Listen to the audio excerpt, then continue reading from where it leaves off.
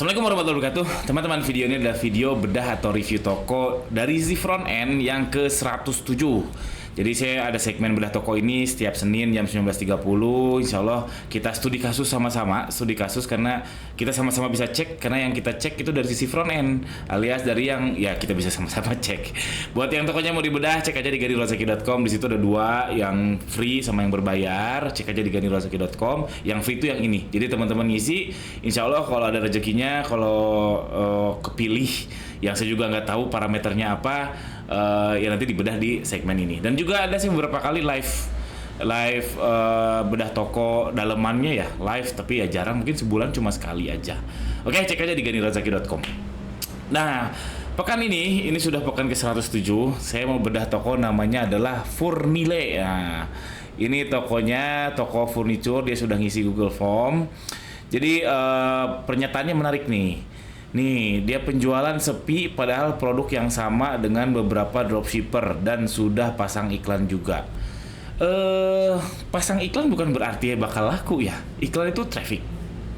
Iklan itu pasti dapat traffic, tapi belum tentu konversi. Tapi kalau traffic pasti dapat. Ada traffic sampah, ada traffic bagus, ada traffic yang tepat sasaran, ada traffic yang tidak tepat sasaran. Kalau kita tidak tepat sasaran ya cuma traffic doang, nggak ada penjualan. Jadi belum tentu masalahnya tuh iklan. Jadi teman-teman, banyak banget bukan kasus yang curhat, Kang ini udah ngiklan tapi nggak ada penjualan.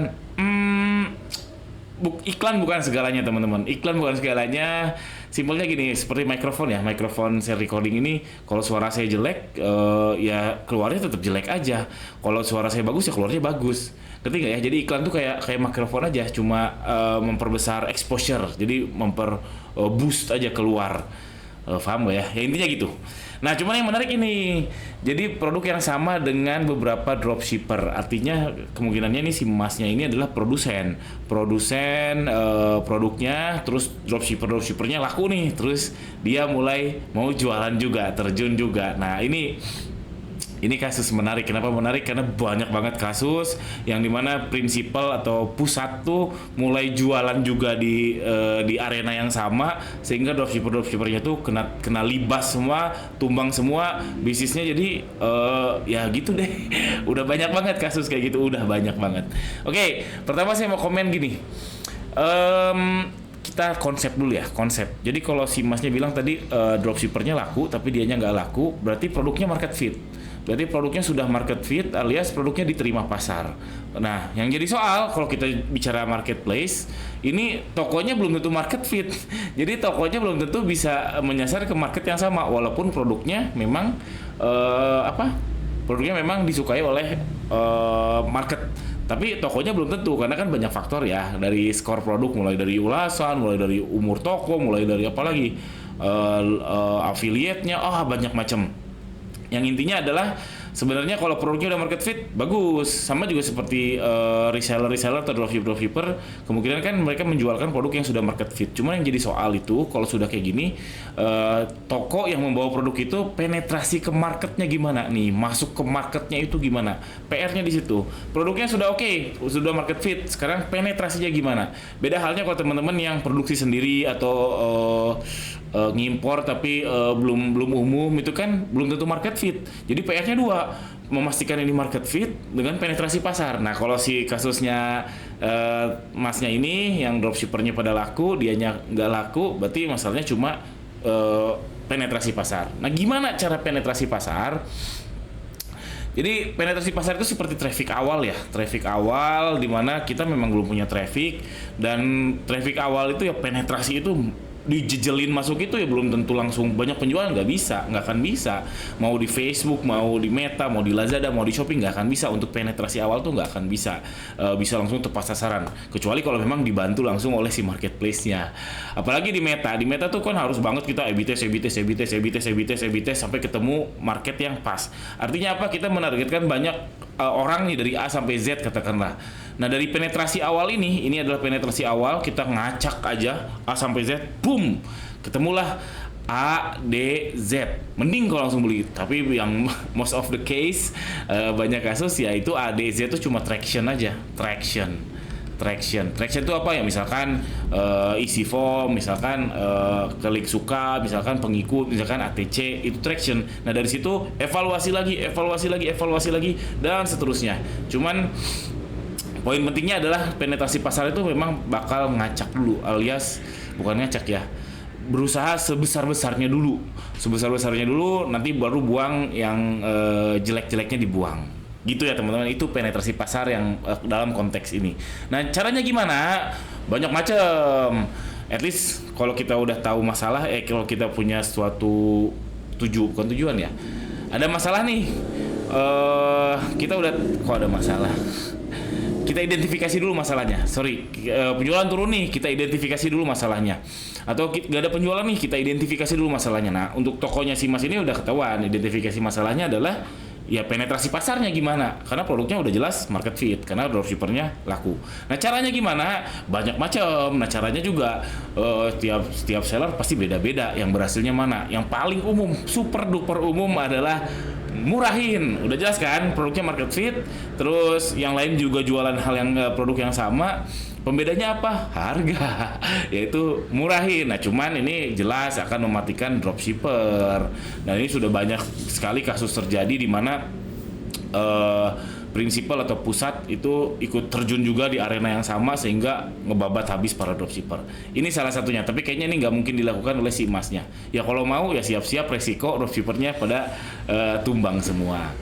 Lalu gimana lagi penetrasi pasar? Ya gas terus iklan, nggak ada penjualan ya nggak apa-apa, tapi evaluasi terus. Makanya tadi saya bilang kalau kita nargetin A sampai Z, ya katakanlah keyword ya, keyword A sampai Z, kan ada tuh keyword yang jelek ya buang, keyword yang bagus, yang ada traction, yang bibit-bibit bagus, coba digas lagi, ternyata jelek lagi ya buang lagi, cari terus seperti itu.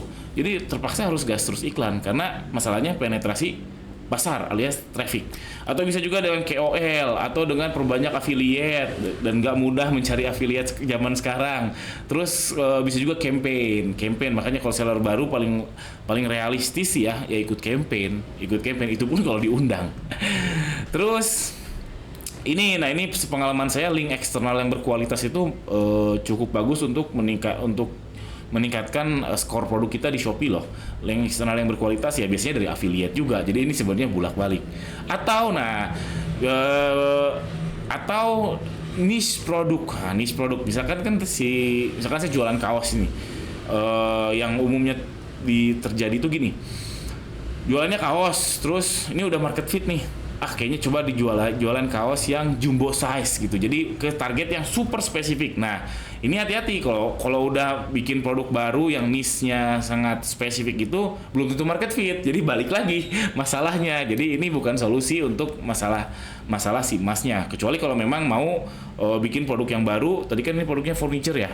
Produknya baru sehingga main di arena yang berbeda, jadi produknya nggak sama seperti para dropshippernya, ya boleh-boleh aja, cuman belum tentu produknya market fit, sehingga PR-nya jadi dua, market fit dan penetrasi. Kalau sekarang PR-nya penetrasi.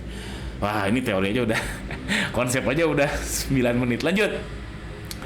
Lalu tentukan SMART KPI teman-teman. SMART KPI itu apa? SMART itu spesifik, measurable, attainable, realistic, dan time based. Jadi kita harus punya KPI atau target yang jelas. SMART, googling aja ya, SMART, specific, measurable, attainable, realistic, sama time based. Alias ada time-nya, ada waktunya. Nah saya sudah pernah bikin video namanya Newbie Blueprints. Ini cek aja nih, cari aja Newbie Blueprints. Nah ini salah satu contoh aja, teman-teman bisa cek. Ini yang format untuk ya SMART tadi, spesifik, jelas apa milestone-nya yang mau dicapai itu ini ada seperti ini. Kalau mau nyontoh format ini silakan, mau bikin baru juga silakan. Yang intinya harus SMART, specific, measurable, attainable, realistic, sama time based. 9 menit. Kita lanjut ke tokonya. Nah ini tokonya teman-teman, Furnile. Kita lihat produknya.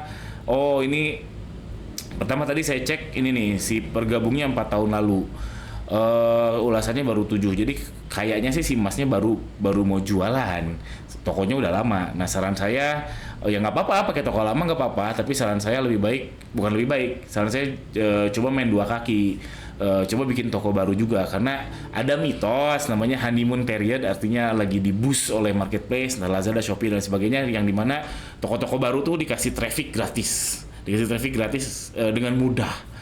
Itu ada mitos seperti itu, makanya untuk menjaga peluang itu lebih baik bikin toko baru aja, walaupun belum tentu pasti dapat. Oke. Lalu kita lihat produknya nih teman-teman. Produknya kita lihat yang terlaris. Ini 3 terjual per bulan. Nah ini saya bisa cek nih si Masnya nih kapan nih nguploadnya. 12 terjual per bulan. Saya cek dulu tanggalnya. Ntar refresh dulu. Saya punya tools nih, tools untuk ngecek tanggal upload. Dia upload tanggal 22 Januari 2024. Artinya udah hampir 9 bulan ya. Ini kan ini Agustus. 7 bulan cuma terjual 12, kecil banget. Berarti memang penetrasinya belum berhasil. Kita lihat produk serupanya. Nah, ini produk emasnya. Nah, ini produk serupanya ini 325. Ini kemungkinan ini dropshipper si emasnya ini kemungkinan. Terus nah, kalau untuk toko baru saran saya cek si produk serupa ini teman-teman hasilnya kayak gimana? Hasilnya di bawah ini memang sesuai nggak dengan produknya teman-teman. Kalau ternyata ngaco, misalkan jualannya blus, terus yang muncul di bawahnya jilbab, wah itu berarti ada yang salah antara fotonya atau judulnya. Karena si produk serupa ini mendeteksi judul dan foto, makanya foto-foto yang mirip akan muncul nih, foto-foto yang mirip. Nah, ini contohnya nih, dua ini mirip banget sehingga muncul di produk serupa seperti ini. Nah, cek aja. Kalau saran saya cek produk serupanya ini. Kalau nggak tahu caranya, saya jual toolsnya untuk bisa ngecek itu. Contohnya nih, misalkan kita cari yang terlaris dari produk serupanya si produksi emasnya ini. Misalkan cari yang udah ribuan terjual, mana ya? Nah, ini 2.200 terjual. Saya bisa cek nih pakai tools ini. Klik sini, klik produk serupanya, kita lihat dia uploadnya kapan. Ntar refresh dulu karena toolsnya belum begitu sempurna. Dia 28 Juni 2020. Ini udah 1.100, udah 2.200 terjual. Berarti ya 2 tahun, 4 tahun ya. 4 tahun si masnya tadi 7 bulan cuma 12, berarti ya sama-sama lama sih sebenarnya, harus dihitung. Nah, kalau yang ini kita lihat produk serupanya, tadi pakai tool saya langsung muncul nih. Nah, itu kan dia mendeteksi fotonya yang mirip-mirip akan muncul. Ada yang jual 325, ada yang jual 345, ada yang jual 364, ada yang jual ini nggak sama ya. Ini sama 2 juta dan seterusnya. Jadi pertama pastikan dulu ini sepertinya sudah oke. Produk yang ini kita lihat dulu produk serupanya. Maksudnya oke gini, produknya sudah sesuai ya, berarti nggak ada masalah dengan produk serupanya sudah sesuai, berarti nggak ada masalah dengan judul dan foto, karena yang muncul ya memang kitchen set seperti ini, kitchen set yang warnanya hitam, harganya juga sama nih ya, 300-an, nggak muncul yang harga 50.000 yang itu, berarti nggak, ini sudah sesuai. Jadi kalau newbie wajib cek ini dulu, kalau ternyata ininya ngaco, hasil di sininya ngaco, harus ada yang dirubah. Sehingga kesimpulan saya buat si toko ini ya tadi masalah keberanian aja kayaknya. Masalah penetrasi pasar memang gak gampang, kadang kita harus merugi dulu. Jadi kita harus di awal tuh untuk penetrasi pasar kita harus merugi dulu, nanti pelan-pelan akan naik. Karena kan udah terbukti ya, kalau ternyata udah terbukti di sini produknya kan udah terbukti market fit. Sehingga nanti kalau sudah pasarnya sudah ketemu, alias algoritmanya udah kebentuk, skor produknya udah kebentuk, ya insya Allah akan naik profitnya. Jadi awal-awal ya bakar uang dulu dalam tanda kutip. Mau nggak mau gimana lagi? Karena produknya sama, banyak yang jual. Caranya gimana yang tadi? Ada murahin dan seterusnya. Terus apa lagi ya? Kita lihat lagi. Kalau mau ambil jalur yang bikin produk yang spesifik, yang niche-nya market spesifik banget, misalkan bikin kitchen set untuk orang di Papua misalkan, mungkin ada perbedaan karena di Papua mungkin masaknya pakai apa sehingga dibedain, itu juga bisa untuk penetrasi pasar, tapi belum tentu market fit. Kayak gitu teman-teman. Terus apa lagi ya? Karena kebanyakan paling itu aja. Jadi ini bedah tokonya lebih banyak ke teorinya. Buat teman-teman yang mau tools yang saya jual, yang saya pakai ini, jadi untuk ngecek produk serupanya, tanggal uploadnya, ini bagus banget untuk R&D-nya teman-teman. Kalau yang mau cek aja di ganirozaki.com. Harganya cuma 50.000 doang. Bisa dipakai seumur hidup. 50.000 doang. Memang sebenarnya ini simple coding aja sih, cuman ya daripada teman-teman coding sendiri, bikin sendiri, ya ini saya bikinin 50.000 doang. Alhamdulillah. Wah, ini rekor 15 menit. Sekian aja, terima kasih banyak yang sudah nonton sampai akhir. Mudah-mudahan ada insight-nya, mudah-mudahan khususnya yang punya toko ya, mudah-mudahan memberikan insight buat yang punya toko. Sekian aja, jangan lupa subscribe, jangan lupa cek ganirozaki.com. Assalamualaikum warahmatullahi wabarakatuh.